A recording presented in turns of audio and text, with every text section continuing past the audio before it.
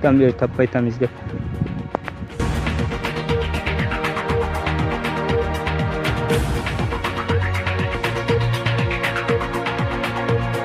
Бүгүн 2-июлда болжол менен 15:30 чамасында Ош шаарынын Манас-Ата кичи районунда мектептин айланасында 2,5 жашар кыз жоголду. Аты Элиза, атасынын аты Замир, апасынын аты Нурсулуу. Ушул сүрөттөгү кийими менен үйүнөн ойноп чыккан экен. Видео камерага түшүп, баланын аркасынан ээрчип кетип жатканы түшкөн.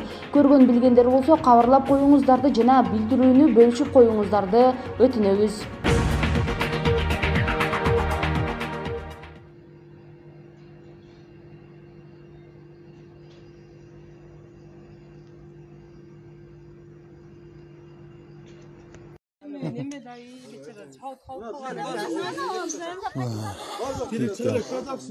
Мына кыз жоголуп кеткен кыз табылды.